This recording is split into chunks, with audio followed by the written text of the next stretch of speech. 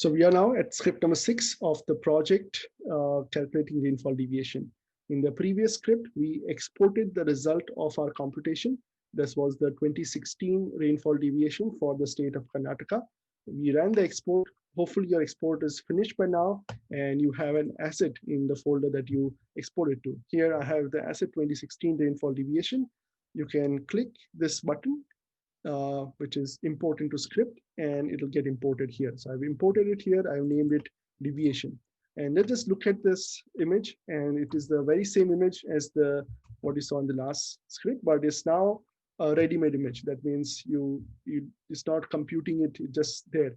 And we didn't clip it, we just exported for the entire region. So we have the full image for the entire region. Now, if I do inspect this, it will be very fast because the image values are right there. It's not computing as you are asking for the value, and that will speed up our computation a little bit.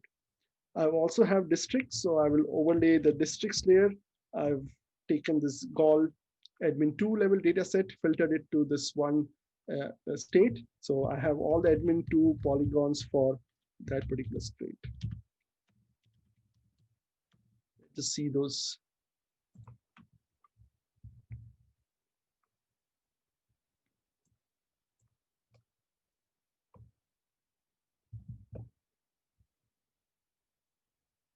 And these are each of the districts. And what I want to know is that based on the image that I have, what is the average deviation in a district? And so I can determine which district needs more attention where I need to divert my resources. And you can see just by overlaying that the northern districts have excess rainfall, and there is a rainfall deficit in the southern districts.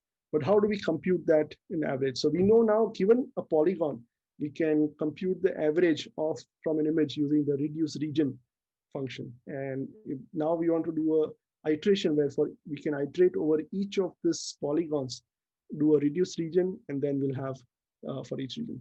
Fortunately, Earth Engine provides a function that does this by automatically without you having to manually write the loop. And that function is known as the reduce regions. So you can see there is a function called reduce regions where you can give it a collection, feature collection, and it will reduce that over that collection. So we'll see how that function works now. So let's just start doing it. We'll just say district deviation equal to our image, which is our deviation image, and we are reducing it over regions. And control space to fill the parameters. I'll start writing the parameters. The collection is the districts. Reducer for each district, how do you want to reduce the image? And this will be our EE reducer.mean. Average deviation for the district. Scale will be 5,000. And rest we can skip for now. And when you do a reduce region, the output is a dictionary where we have the stats for the region. But now we are reducing over multiple regions. So the output of this is actually a feature collection where you'll have the same feature collection that you see on the screen right now, but each will have an additional attribute, which is the mean value from the deviation thing. So let's just head to the map and see what that looks like. We'll add this district deviation.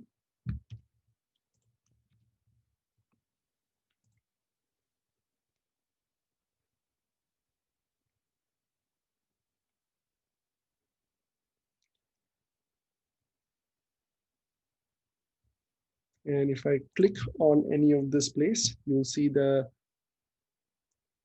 layer 2 and layer 3. So the layer 3 is the output of the reduced regions. You can see it's got an additional property called mean, and that is the average deviation for that particular district.